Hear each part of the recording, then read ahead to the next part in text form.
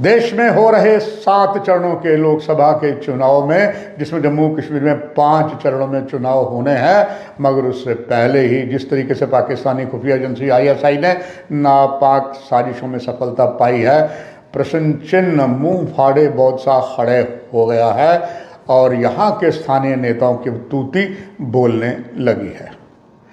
नमस्कार, मैं हूँ हरबंस नागोगे। इस समय देश में जो 7 चरणों में लोकसभा के चुनाव हो रहे हैं, तीसरे चरण के जो चुनाव का आज दिन समाप्त हो गया, जो अब उसमें वोट पड़ेंगे परसों, मगर उससे पहले जो कुछ जम्मू कश्मीर में हुआ है, जम्मू कश्मीर में 5 चरणों में लोकसभा के चुनाव हैं, मगर जो चुनाव थर्ड फेज में होने थे, जो देश के साथ अब जहां चुनाव प्रचार थमा है, वहां पर डेट कुछ पोस्टपोन्ड कर दी गई और कश्मीर घाटी की तीनों ही सीटों पर भाजपा ने अपना कैंडिडेट नहीं खड़ा किया, दूसरों के सहारे रह गए। निश्चित तौर पर इसका पूरा लाभ विपक्षी दलों ने और उन सभी ने उठाना शुरू कर दिया जो कहते थे कि कश्मीर में हालात और बिगड़े हैं और सरकार के दावों की पोल जो है वो खोलकर अब तो सरेआम रख दी है।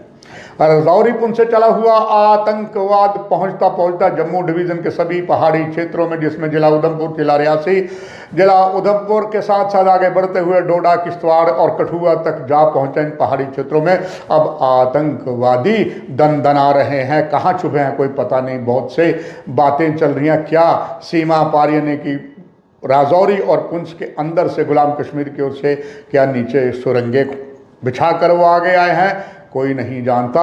मगर जिस तरीके के हालात बने हैं, विपक्ष जो है अब बहुत सतर्क हुआ है और अटैक पर अटैक कर रहा है। आइए उसी पर आधारित इस कार्यक्रम में सबसे पहले बात करते हैं जम्मू कश्मीर के पूर्व मुख्यमंत्री, सांसद और केंद्र में मंत्री रह चुके डॉक्टर फारूक अब्दुल्ला की। उन्होंने एक बार बने हुए हालात पर फिर कहना शुरू कर दिया है पाकिस्तान के साथ बातचीत करनी चाहिए, क्योंकि पाकिस्तान पड़ोसी देश और पड़ोसी बदले नहीं जाते। उन्होंने यहीं बस नहीं, कई जो सवाल दागे हैं उसमें निश्चित तौर पर केंद्र सरकार घेरे में आ गई है। डॉक्टर फारूक अब्दुल्ला ने कहा कि 2001 में जब हम प्रधानमंत्री से मिले, हमने उन्हें कहा था, जून में मिले थे, दिल की दूरी कम करने के लिए सवाल कीजिए, कुछ नहीं किया। अब पाकिस्तान के साथ अगर बातचीत करते हैं तो जम्मू कश्मीर का समस्या का समाधान हो सकेगा। हालांकि डॉक्टर फारूक अब्दुल्ला ने पहली बार ये बात नहीं कही है, पहले भी कही है, कई बार मीडिया को ये बात पचती नहीं है। वो भी दिन थे जब देश के प्रधानमंत्री अटल बिहारी वाजपेयी थे। डॉक्टर फारूक अब्दुल्ला ने एक फार्मूला पेश किया था, कश्मीर समस्या के समाधान का सबसे बेस्ट तरीका यह है कि जो हिस्सा पाकिस्तान के पास है उसके पास रहने दिया जाए, जो हिस्सा हमारे पास है वहाँ रहने दिया जाए, दोनों देशों में शांति बनेगी। और सूत्र बताते हैं उसमें बहुत कुछ तैयारी भी हो गई है, मगर एक भाजपा या उनके संगठनों को ये मंजूर नहीं हुआ और भाजपा ने अनेकों आरोप जो है वो डॉक्टर फारूक अब्दुल्ला पर लगाए थे।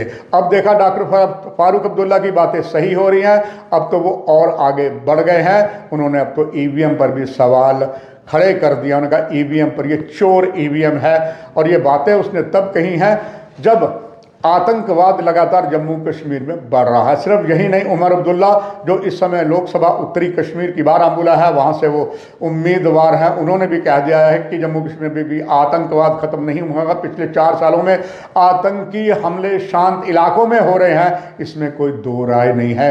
कैसे उमर अब्दुल्ला के बयान को आप गलत करार सकते हैं? अपने पिता के पदचिन्हों पर चलते हुए उमर अब्दुल्ला ने कहा हिंदुस्तान और पाकिस्तान के बीच उम्मीद जताई है, बातचीत करेंगे। उन्होंने ये भी कहा है कि भारत के अटल बिहारी वाजपेयी का भी उन्होंने जिक्र किया है कि अटल बिहारी वाजपेयी ने कहा था दोस्त बदले जा सकते हैं, पड़ोसी नहीं बदले जा सकते। पाकिस्तान में भी नई सरकार बन रही है, जून में देश में हमारे यहाँ सरकार बने, उम्मीद करते हैं दोनों देशों में नई सरकारें बन जाएंगी। इधर अगर बात करें, रक्षा मंत्री श्री राजनाथ सिंह ने प्रेस ट्रस्ट ऑफ इंडिया को बयान दिया है। उन्होंने ये कहा है कि अब हमें कश्मीर जो पाकिस्तान के कब्जे में है उसे ज़बरदस्ती मुक्त नहीं कराने की ज़रूरत है, वो खुद ब खुद आ जाएंगे। मगर यहाँ एक सवाल खड़ा हो जाता है कि प्रजातंत्र के सबसे बड़े मंदिर में 1990 के दशक में सर्वसम्मति से एक बिल पारित किया गया था कि पाकिस्तान के साथ कश्मीर समस्या का मात्र एक समाधान है, वो ये है कि पाकिस्तान के कब्जे से कश्मीर हटाया जाए, उनसे ले लिया जाए।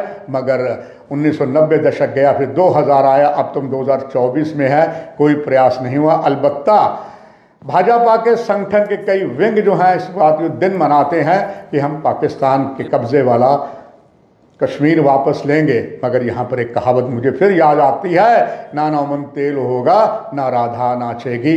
और जिस तरीके के हालात बने हैं और उसका आप अंदाज़ा लगा सकते हैं, रजौरी पुंछ से चला हुआ आतंकवाद आज 9वें दिन सर्च ऑपरेशन कठुआ तक जा पहुंचा है, क्योंकि कठुआ में हालत भी बद से बदतर है, जो प्रमाणित करता है कि ऊपर जो हालात है वो सही नहीं है। मगर जिस तरीके से रक्षा मंत्री श्री राजनाथ सिंह ने ये भी कहा कि चुनाव तो जम्मू कश्मीर में विधानसभा के होंगे, डेट नहीं दी है, तो दर्शक बेहतर जानते हैं, हमसे ज़्यादा जो है बुद्धिजीवी समझदार हमारे दर्शक हैं, वो समझ सकते हैं।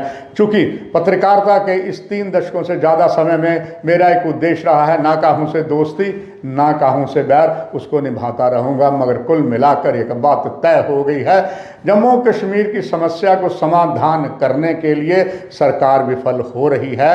अभी हम ईश्वर से यही दुआ करते हैं कि आतंकवाद की ज्वाला और नहीं धधके, जो पूरे जम्मू डिवीज़न के साथ साथ कश्मीर में भी आ गई है। साथ ही साथ पाकिस्तानी खुफिया एजेंसी ISA के द्वारा मादक द्रव्य कुछ और बढ़ाए जा रहे हैं, ये किसी भी तरीके से सही रास्ता नहीं है।